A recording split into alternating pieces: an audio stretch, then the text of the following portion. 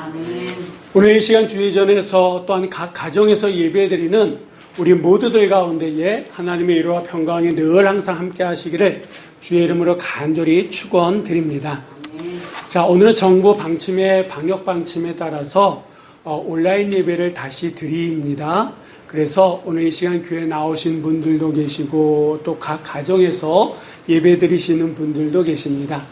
아마 예배 이런 식의 예배가 다소 불편할 수도 있고 아직도 낯선 게 우리의 상황입니다. 제가 오늘 아침에 차량 운행을 하면서 눈에 보여지는 것은 달라지는 게 없어요. 그냥 자연은 점점 이제 가을로 좀 바뀌어져 가는 그런 상황이고, 가다 보니까 여전히 지난주에 그전에도 축구하셨던 분들은 축구를 하고 운동장에서 농구하는 사람들은 농구를 하고, 근데 달라진 것은 저희가 사는 집 앞에 큰 교회가 있는데 그 앞에 도로에 쭉 양쪽으로 그 교회 교인들의 차가 있거든요. 근데 오늘은 차가 거의 없더라고요. 아니, 거의 한 대도 없을 정도로 교회 앞에 차들은 없고 그럽니다. 그러니까 눈에 보여지는 것은 어떻게 보면 달라지는 건 없어요. 근데 교회의 상황들은 많이 달라졌습니다. 여러분 어떠십니까? 이 코로나19로 인해서 우리의 삶이 참 쉽지 않습니다. 더군다나 매스컴이나 이런 주변의 상황들은 교회에 대해서 계속해서 뭔가로 몰아가고 있어요. 물론 그들이 없는 얘기 지어서 하는 얘기 만들어서 하지는 않습니다. 그래도 좀 목사의 입장에서 어떤 교인의 입장에서는 그래도 각 교회마다 방역에 대해서 최선을 다하고 교인들이 정말 개인위생에 최선을 다하는데 몇몇, 그러니까 전부가 아닌 소수의 사람들에 의해서 교회가 도매금으로 세상에 지탄을 받고 있는 게 참 안타까운 현실입니다. 그렇기 때문에 더더욱 우리는 우리가 해야 될 일들을 철저히 해 나가야 될 줄 믿습니다. 오늘도 교회에서 예배드리고 각 가정에서 예배드립니다. 우리가 어느 곳에서 예배드리든 하나님은 우리의 예배 자리에 함께 하신 줄 믿습니다. 무엇보다도 우리가 마음과 뜻과 정성을 모아서 예배드릴 때에 그곳에 하나님의 임재, 그곳에 하나님의 기름 부으심의 역사가 있게 될 줄 믿습니다. 자, 오늘은 우리가 이 열왕기상 21장에 나오는 이 말씀을 통해서 한 가지를 좀 알았으면 좋겠습니다. 그 한 가지가 무엇이냐? 이 힘들고 어려운 이 세상, 정말 코로나19로 힘들고 그것 때문에 경제적으로 힘들고 그것 때문에 우리의 삶 속에 여러분 어떠세요? 분이 쌓여가지 않습니까? 우리의 삶에 스트레스가 쌓여져 간다라고 하는 거예요. 이 힘들고 어려운 이 순간순간을 우리가 어떻게 이길 수 있느냐? 그 한 가지를 우리가 기억하고 나누고 새기면서 오늘 이 예배를 통해서 그 힘이, 그 능력이 우리에게 주어지는 이 시간이 되어지기를 간절히 바랍니다. 우리가 지난 시간에 보셨던 것처럼 이 이세벨에 의해서 나봇이라고 하는 의인이 죽었습니다. 그래서 그 나봇은 어떻게 보면 가문이 망했어요. 가문이 망해가지고 그 포도원, 어떻게 보면 하나밖에 없는 그 포도원을 그 아합에게 뺏겼다라고 하는 거예요. 나봇이 죽었다라고 하는 얘기를 듣고 이 아합은요 그 길로 달려가서 포도원을 빼앗았습니다. 여기까지만 보면 여러분 신앙생활할 맛이 나요, 안 나요? 안 나죠. 왜냐하면 의인은 고난받아서 죽는 것으로 끝나고 악인은 그 은혜의 것을 빼앗아서 마치 만사형통하고 그냥 대대로 잘 먹고 잘 살 것 같은 상황이 지난주까지의 상황이었다라고 하는 거예요. 그러나 사람들은 권력 앞에 신앙의 눈을 감고 또한 침묵함으로 그것을 묵인할 수 있습니다. 하지만 우리 하나님은 결코 그러신 분이 아니다라고 하는 거예요. 우리 하나님은요, 악인에 대해서 악인의 형통을 보고 의인이 고난당하는 이 불합리한 상황을 그냥 보고 넘기시는 분이 아니시다라고 하는 겁니다. 오늘 본문이 그 사실을 우리에게 말씀해주고 있다라고 하는 거예요. 하나님께서는 선지자 다시 엘리야를 등장시키십니다. 그리고 아합에게 보내셨어요. 그리고 보내셔서 그에게 말씀하시기를 네가 나봇에게 행한 일과 너의 모든 죄를 내가 기억한다. 그래서 내가 너와 이세벨을 심판할 것이고 한 걸음 더 나아가서 너의 집안까지도 심판하시겠다라고 경고와 심판의 말씀을 하시는 게 오늘 본문의 말씀이다 라고 하는 거예요. 오늘 이 말씀을 통해서 우리 힘들고 어려운 이 세상을 무엇을 생각하면서 힘을 내면서 살아갈 것이냐 라고 하는 그 한 가지를 우리가 기억했으면 좋겠다 라고 하는 거예요. 특별히 여러분 이 아합이 그냥 나봇을 죽이고 그의 포도원을 빼앗았다, 그래서 심판받았다, 경고받았다, 이거는 표면상 나오는 그냥 누구나 알 수 있는 그런 이유다라고 하는 거예요. 우리 그것보다도 그 이면에 더 큰 하나님의 숨겨진 뜻이 있는데 그것을 좀 발견해 보자라고 하는 겁니다. 자, 그러기 위해서는 이 하나님이 왜 아합을 심판하셨는지 구체적인 이유를 오늘 말씀을 통해서 알 필요가 있는데, 먼저 25절의 말씀을 우리 한번 다 같이 읽어보도록 하겠습니다. 그로부터 아합과 같이 그 자신을 팔아 여호와 앞에서 악을 행한 자가 없음을 그를 그의 아내 이세벨이 충동하였음이라. 아멘. 아멘. 자, 성경은요 그냥 아합이 나봇을 죽이고 그의 포도원을 빼앗은 그것 때문에 아합과 이세벨을 하나님께서 심판하신다 이렇게 말씀하시는 게 아니다라고, 그런 단순하게 말씀하시는 게 아니다라고 하는 거예요. 이것보다 더 근본적인 이유가 있다라고 하는 거예요. 우리가 성경을 가만히 읽어보면 이 아합에 대해서 다시 한번 깊이 생각할 것들이 있습니다. 여러분 어떻게 들으실지 모르겠지만 그냥 사회적인 기준으로 보면 이 아합이라고 하는 이 사람은요, 이 북이스라엘 왕으로서의 자질을 많이 가지고 있는 사람이다라고 하는 거예요. 그러니까 우리가 볼 때는 백성의 것을 빼앗고 그것을 심지어는 죽이면서 빼앗으니까 이 사람은 악한 사람이다 이렇게 쉽게 생각할 수 있습니다. 근데 좀 넓게 보면 북이스라엘이라고 하는 입장에 있어서 이 아합 왕은요 대단한 사람이다라고 하는 거예요. 무슨 말이냐? 이 북이스라엘이라는 하는 나라는요 사방이 적입니다. 적으로 둘러싸여 있다라고 하는 거예요. 그럼에도 불구하고 이 아합 왕은요 주변의 나라와 결혼으로 동맹을 맺고 형제 동맹을 맺음으로 말미암아 전쟁을 하지 않고도 전쟁을 끝낸 사람이 이 아합 왕이다라고 하는 거예요. 그러니까 정치적인 외교적인 술수를 능한 사람입니다. 뿐만 아니라 항구를 통해 가지고 지중해 무역권을 얻어 가지고 이 북이스라엘이 경제적으로, 국방적으로, 국력적으로 정말 튼튼하게 발전시키고 그 나라를 세웠다라고 하는 거예요. 그렇기 때문에 이 북이스라엘 백성들 입장에서는 아합이 계속해서 왕의 자리에 있는 것이 좋다 이렇게 생각할 수 있었다라고 하는 거예요. 우리가 갈멜산에서 진짜 하나님이 누구냐? 바로 하나님이다. 여호와 하나님이 진짜 유일한 신이다 라고 하는 것을 이스라엘 백성들이 알았잖아요. 반면에 이 아합 왕은 누구의 편에 서 있었습니까? 이방 신을 섬기면서 살아왔던, 그래서 이방의 그 선지자들을 어떻게 보면 뒤에서 키워줬던 사람이 이 아합이잖아요. 그러면 그런 상황 속에서 이스라엘 백성들이 아합에 대한 탄핵을 할 수 있었음에도 불구하고 그렇지 않았거든요. 그리고 지금처럼 이 나봇이라고 하는 사람을 죽이고 그의 포도원을 빼앗았으면 여론이 좀 들끓고 일어나야 되는데 그렇지 않거든요. 그럼 왜 그러느냐?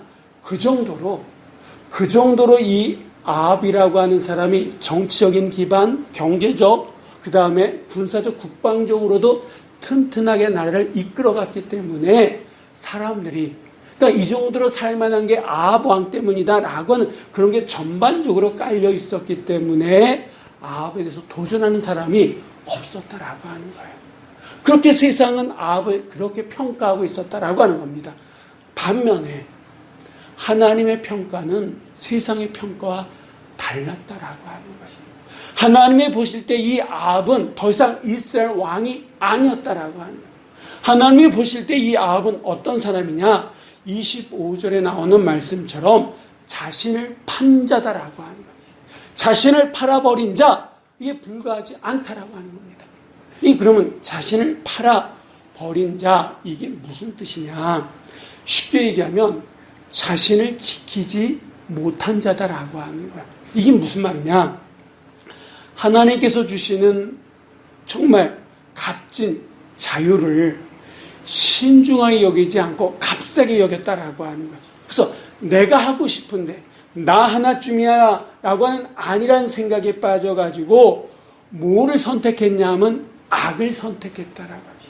뭐를 행했냐 하면 죄를 범하고 말았다라고 하는 거예요. 그러니까 어떤 상황 속에서 자기를 지키지 못하고 그 상황 속에 자기를 그냥 내던져 버렸다라고 하는 거예요. 이 내던져 버린 결과가 무엇이냐? 오늘 부분에 잘 나타나고 있는데, 이렇게 자신을 지키지 못하고 자신을 어떤 상황 속에 내던져서 죄를 범하고 악에 빠진 자들, 이러한 자들이 쉽게 범하는 삶의 모습 가운데 하나가 뭐냐 하면 이 엘리야 선지자가 19절에서 얘기하는 것처럼 죽이고 또 빼앗는 일이다라고 하는 거예요. 이 아합은요, 이 나봇의 그 포도원을 빼앗았잖아요. 그를 죽이고 빼앗았잖아요. 이게 옳은 일인지 그런 일인지 생각하지 않았다라고 하는 거예요. 그러니까 그곳에 그 나봇의 포도원에 자기 자신을 빼앗기다 보니까 그것을 갖고 싶다라고 하는 그 욕망에 이것을 해야 되는 일인지 말해야 되는지, 특별히 왕으로서의 어떤 그런 체면 속에서 왕으로서 어떤 그런 자리, 그 자리에서 이것을 해야 되는지 말아야 되는지를 생각하지 않았다라고 하죠. 그 정도로 어떤 상황 속에 자신을 판 자가 누구냐? 바로 이 아합이다라고 하는 겁니다. 여러분, 이 아합은요, 그 탐욕이라고 하는 것, 어떻게 보면 쾌락이라고 하는 것, 자신의 즐거움에 그 자신을 팔아버렸다라고 하죠. 그래서 하나님이 보실 때에 악한 자다라고 하는 거예요. 더 이상 가망이 없는 자다라고 하는 거예요. 그런데 여러분, 아합만이 그러냐라고 하는 거예요. 우리도 어떤 상황 속에 우리 자신을 팔아버리면 우리도 아합처럼 얼마든지 탐욕이나 쾌락에 우리 자신을 아무렇게나 내팽겨치고 우리 마음 내키는 대로 합니까 안 합니까? 한다라고 하는 거예요. 할 수 있는 가능성이 우리에게 얼마든지 있다라고 하는 거예요. 그래서 이렇게 자신을 판 자가 무서운 게, 그 자신을 팔아버리면 그냥 자신이 생각하는 것, 자기가 원하는 것에 빠져서 결국 죄를 범할 수밖에 없다라고 하는 겁니다. 하나님 눈에 보일 때 이 아합은 그 사람들에게 존경을 받고 사람들에게 이렇게 추앙을 받는 사람이 아니라 그냥 자신을 판 자에 불과하다라고 하는 거예요.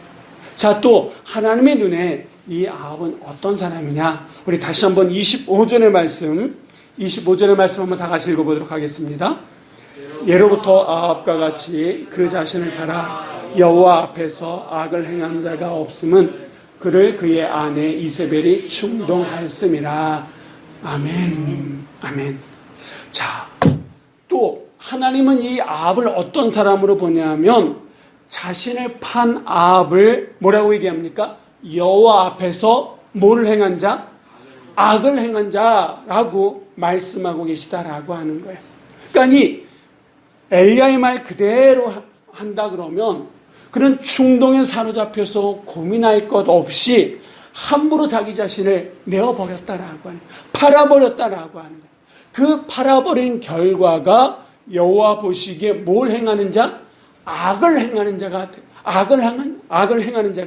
됐다라고 하는 거예요. 여러분 쉽게 얘기하면 우리의 삶 속에 나사를 조이지 않으면 느슨한 상태로 팔아버리면 느슨한 상태로 사는 삶의 결과는 결국 하나님 앞에 뭐를 행한다고요? 악을 행한다라고 하는 거예요. 이거는 아무리 유명하고 훌륭한 사람도 다 똑같다라고 하는 거예요. 예를 든다 그러면 우리가 잘 알고 있는 아브라함, 우리가 잘 알고 있는 다윗, 그들이 언제 하나님 앞에 죄를 범했습니까? 자신들의 삶을 느슨하게 해놓은 상태로 그냥 안일하게 살아갈 때에, 어떤 상황 속에 자신을 팔아넘길 때에 아브라함도 다윗도 죄를 범했다라고 하는 거예요. 하나님의 뜻이 아닌 것에 자신을 그냥 내어버릴 때에 그 누구도 이해가 되지 않는다라고 하는 겁니다. 그래서 여러분, 우리가 우리 자신을 지키지 못하면 우리도 충동과 탐욕에 빠져서 우리 자신을 팔아버리고 결국은 하나님 앞에 뭐를 범하는 자가 됩니까? 악을 범하는 치명적인 실수, 치명적인 어떻게 보면 실패의 자리에 남을 수밖에 없게 된다라고 하는 겁니다. 여러분, 그렇기 때문에 우리가 좀 우리의 삶의 나사를 푸는 것이 아니라 조여야 될 줄 믿습니다. 그렇지 않으면 우리는 이 아합처럼 될 수밖에 없다라고 하는 거예요. 우리가 아브라함보다 대단합니까? 우리가 다윗만큼 대단합니까? 그렇지 못하죠. 그렇기 때문에 더더욱 아브라함보다 더, 다윗보다 더 우리가 긴장할 필요가 있다라고 하는 거야. 우리가 왜 우리 자신을 지켜야 되느냐? 이 아합을 보면 알 수 있다라고 하는 거예요. 우리가 우리 자신을 지키지 못해서 하나님 보시기에 우리 자신을 팔아넘기고 하나님 보시기에 악을 행하는 자, 이런 자리에 딱 앉게 되면 이것은 단순하게 나와 하나님과의 관계, 내가 그냥 책임져야 될 문제로 끝나는 게 아니다라고 하는 거예요. 왜? 이 아합에 대한 하나님의 심판, 경고의 메시지를 보면 알 수 있다라고 하는 거예요. 그러면 하나님께서는 이 아합에게 어떤 심판의 메시지를 주셨느냐? 우리 한번 21절의 말씀 다 같이 한번 읽어보도록 하겠습니다. 여호와의 말씀이 내가 재앙을 내게 내려 너를 쓸어버리되 내게 속한 남자는 이스라엘 가운데 매인자나 노인자를 다 멸할 것이요. 아멘. 하나님께서 하신 아합에게 하신 심판의 메시지, 경고의 메시지다라고 하는 거예요. 이 말씀에 보면 내가 재앙을 내게 내리겠다라고 말씀하고 계십니다. 여러분, 하나님께서 누구에게 재앙을 내리시겠다라고 말씀하십니까? 아합에게.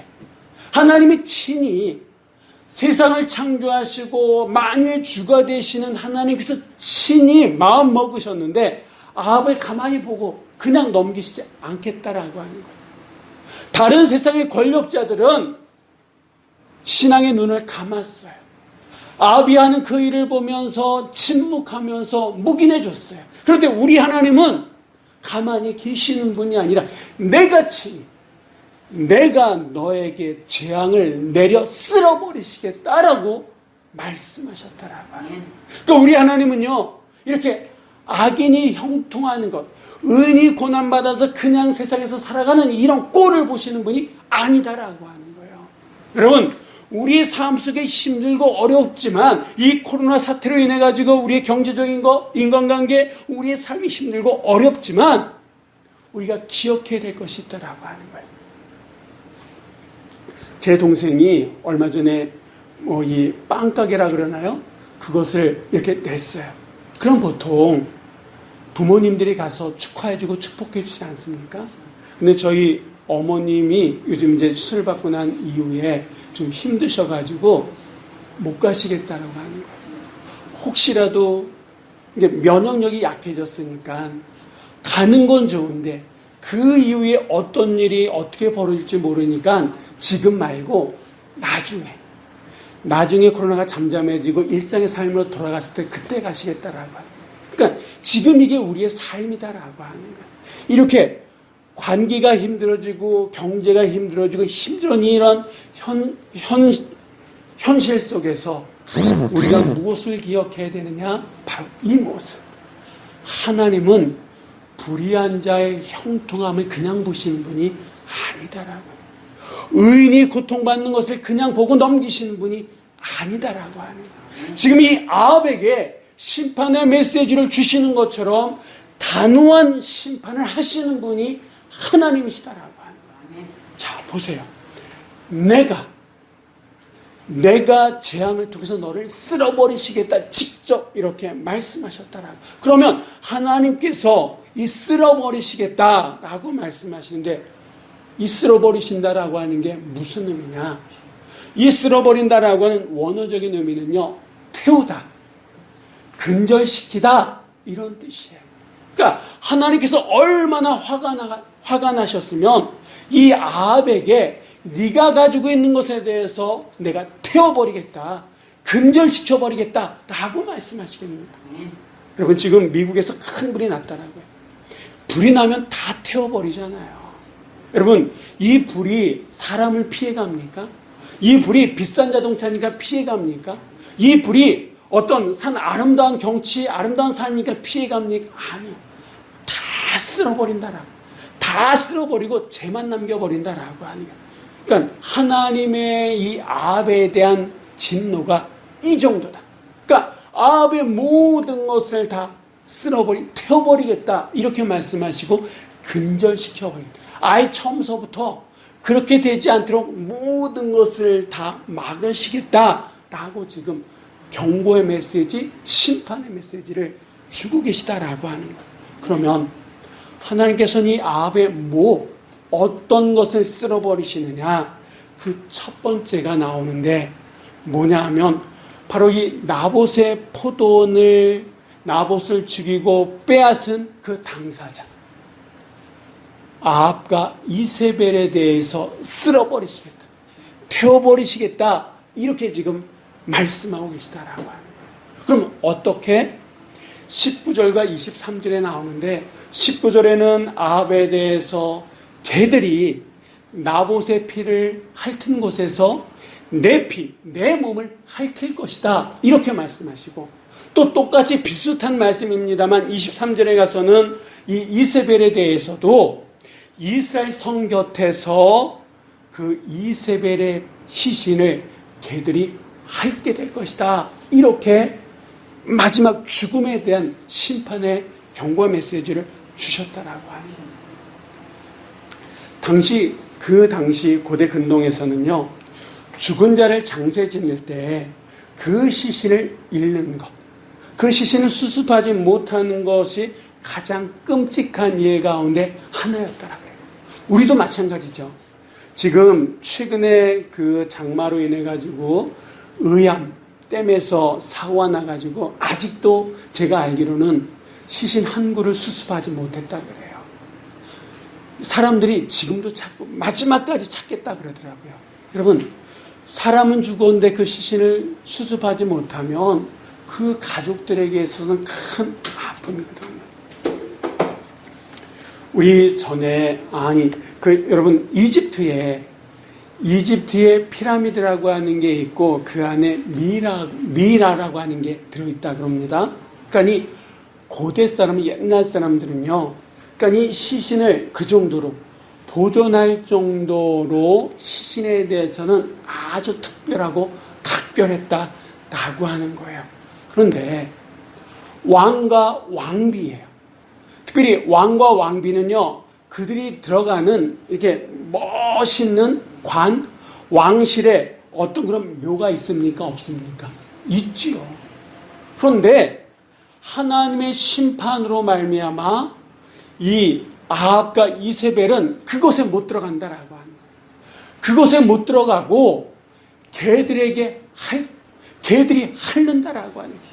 그들의 피를 핥고 그들의 시신을 핥아서 먹어버린다라고. 이 이야기를 아합이 들었을 때 얼마나 끔찍함을 느꼈겠느냐. 그러니까 하나님께서는 이 정도로 화가 나셨고 하나님께서는 이 정도로 자신을 판 자, 하나님 앞에 악을 행하는 자들에 대해서 이러한 마음을 가지고 계시다라고 하는 거예요. 자, 또 하나님께서는 이 아합에 대해서 뭘 쓸어버리시느냐, 어떻게 하시겠느냐라고 말씀하시냐면 22절의 말씀, 우리 22절의 말씀을 한번 다 같이 큰 소리로 한번 읽어보도록 하겠습니다. 또 내 집이 느밧의 아들 여로보암의 집처럼 되게 하고 아히야의 아들 바하사의 집처럼 되게 하리니 이는 내가 나를 노하게 하고 이스라엘이 범죄하게 한 까닭이니라 하셨고. 아멘. 자, 첫 번째 말씀이 그 죄를 범한 자신을 팔아서 여호와 앞에 악을 행한 아합과 이세벨에 대한 심판이라 그러면, 이 22절에 나오는 이 말씀은 그의 가문, 그의 집에 대한 하나님의 심판을 말씀하고 있다라고 합니다. 그러니까 하나님께서는요, 하나님의 진노는 아합과 이세벨이 그냥 죽는 것으로 끝나지 않을 정도로 지금 화가 나셨다라고 합니다. 그래서 심지어는 그의 가문에 대한 심판까지 말씀하시면서 이미 망한 두 가문의 두 집안에 대한 이야기를 하는데, 하나가 여로보암의 집안이고 하나가 바하사의 집안이다라고 하는 거예요. 여러분, 이 두 집안은요, 평범한 그런 가정이 아니에요. 이 두 집안 다 북이스라엘을 통치했던 왕가입니다. 왕들의 집이다라고 하는 거예요. 자, 이들은 왕이었기 때문에 모든 것을 누리고 모든 것을 가졌던, 세상의 모든 것을 가졌던 사람들 아닙니까? 그런데 모든 것을 가지고 있었다 할지라도 이들이 버린 것이 있는데, 그것이 무엇이냐? 바로 여호와 하나님을 버렸다라고 하는 거예요. 여호와 하나님을 버리고 각종 우상과 인본주의에 빠져서 살았다라고. 그래서 결국은 하나님께서 어떻게 하셨습니까? 이들을 버리셨다라고 해요. 이들을 버리셔서 절대 권력이었던 그 왕의 자리에서 쫓겨나게끔 하셨다라고 하는 겁니다. 여러분, 아합도 그렇고 여로보암도 그렇고 바하사의 집안이 왜 이렇게까지 집안 전체가 하나님의 심판을 받을 수밖에 없었느냐? 22절에 나오는 말씀이 있어요. 이스라엘이 범죄하게 한 까닭이니라. 아멘. 무슨 말이냐? 이 아합, 여로보암, 바하사로 인해 가지고 이스라엘 사람들이 죄를 배웠다라고, 하지 말아야 될 일들을 배웠다라고 하는 겁니다. 그게 하나님이 화가 나신 이유다라고 하는 거예요. 왕들을 보면서 지도자들을 보면서 거짓을 배우고 권력의 횡포를 배웠다라고 하는 거예요. 물질이 생명보다 더 중요하다라고 하는 잘못된 것을 배웠다라고 하는 거예요. 어떻게 해서든 거짓이든 권모술수를 통해서라도 물질적인 풍요를 누리는 것이 장땡이고 성공이다라고 하는 것을 배웠다라고 하는 거예요. 그래서 하나님은 이 아합을 비롯해서 그렇게 산 사람들의 집안을 심판하셨다라고 하는 거예요. 여러분, 이 얘기는 무슨 얘기입니까? 부모로 인해 가지고 자녀들이 축복을 받을 수도 있지만 부모 때문에 자녀들이 하나님의 심판을 받을 수도 있다라고 하는 거예요. 우리 교회에는 직분자들이 있습니다. 권사님들이 계시고 집사님들이 계세요. 또 이 앞에 저는 목사입니다. 우리가 우리 자신을 생각할 때, 내가 내 한마디가, 나 어떤 행동이, 내 생각이 다른 사람이 어떤 큰 영향을 주겠어? 라고 생각할지 모르지만 아니다라고 하는 거예요. 목사의 말 한마디, 권사님의 말 한마디, 집사님의 말 한마디, 우리 각자의 말 한마디 한마디 행동 하나하나는 누군가에 큰 영향을 끼치고 있다라고 하는 거예요. 지금 우리가 그런 현실을 보고 있지 않습니까? 어느 한 교회에 삐뚤어진 신앙관, 잘못된 신앙관, 그거 하나 때문에 한국의 교회가 도매금으로 넘어가고 있잖아요. 그것이 하나님의 뜻이다. 잘못 알고 있는 하나님의 말씀, 잘못 알고 잘못 가르친 어떤 그 한 사람 때문에 한국의 교회가 이렇게 힘들어하고 있지 않습니까? 그러니까 우리는 우리 자신 스스로를 과소평가하면 안 된다라고 하는 거예요. 내 말 한마디가 누구에게는 선한 것이든 악한 것이든 영향을 줄 수 있다라고 하는 거예요. 아합은요, 그의 행동을 통해서 이스라엘 백성들이 범죄하게 됐다라는 거예요. 그것에 대해서 하나님께서는 단호하게 심판하시는데 아합과 이세벨뿐만 아니라 그의 아예 그 가문을, 그 집안을 심판하시겠다라고 말씀하고 계시다라고 합니다. 하나님은요, 세상의 사람들이 무엇인가를 얻기 위해서 눈을 감아버린 그곳에서도 여전히 시퍼렇게 눈을 뜨시고 옳음과 그름에 대해서 반드시 심판하시는 분이 우리의 하나님이심을 믿으시기 바랍니다. 이렇게 자신을 팔아버린 자, 그래서 여호와 앞에서 악을 행하는 자들에 대해서는 하나님이 그 개인이나 그 공동체나 그 집안이나 반드시 심판하시겠다, 이렇게 말씀하고 계시다라고 하는 거예요. 그렇다 그러면 우리가 어떻게 우리 자신을 지킬 수 있느냐라고 하는 거예요. 우리의 삶은 점점 힘들어가고 우리의 삶은 점점 어느 한 곳으로 돈이라고 하는 것, 권력이라고 하는 것, 힘이라고 하는 것을 얻기 위해서 달려가고 있는데 우리는 과연 어떻게 살아가야 되느냐? 여러분, 자신을 지키는 것밖에 없다라고 하는 거예요. 그러면 우리가 우리 자신을 지킬 수 있는 것이 무엇이냐? 한 가지입니다. 바로 하나님의 말씀. 하나님의 말씀이 우리를 지켜주시는 줄 믿으시기 바랍니다. 하나님의 말씀으로 우리의 입술을 재간을 물리는 거예요. 우리가 하고 싶은 말이 아니라 내가 해야 할 말들을 해 나간다라고 하는 거예요. 우리가 해야 할 말들을 하고 우리의 가슴에는 하나님의 말씀으로 채워질 때에 우리는 그 말씀에 의해서 지켜진다라고 하는 거예요. 그 말씀에 의해서 이끌려지는 삶, 바로 그 삶이 지금 우리에게 필요하고 아무리 코로나19가 우리의 삶을 옥죄해 온다 할지라도 하나님은 선한 것에 대해서, 선한 것은 더 선하게 하지만 악한 것에 대해서는 반드시 심판하시는 하나님. 그래서 지금의 이 상황 속에서도 하나님의 심판이 반드시 있을 거다라고 하는 것을 믿고 하나님의 말씀을 매일매일 묵상하며 그 말씀이 내 삶을 지켜나가도록 해나갈 때에 우리의 삶 속에는 정말 말 그대로 하나님의 위로와 평강이 넘치고 목자 되신 우리 하나님이 우리의 삶을 푸른 초장 쉴만한 물가로 인도해 주실 줄 믿으시기 바랍니다. 지금도 힘들지만 또 앞으로 한 주간이 더 힘들 수도 있지만 여러분, 이 하나님을 믿고 하나님의 말씀을 매일매일 묵상하며 나의 말씀으로 받아들이시면서 한 주간을 살아가시는, 그래서 삶 속에 승리하며 살아갈 수 있는 오늘 이렇게 모든 성도들이 되시기를 주의 이름으로 간절히 축원드립니다. 기도하시겠습니다.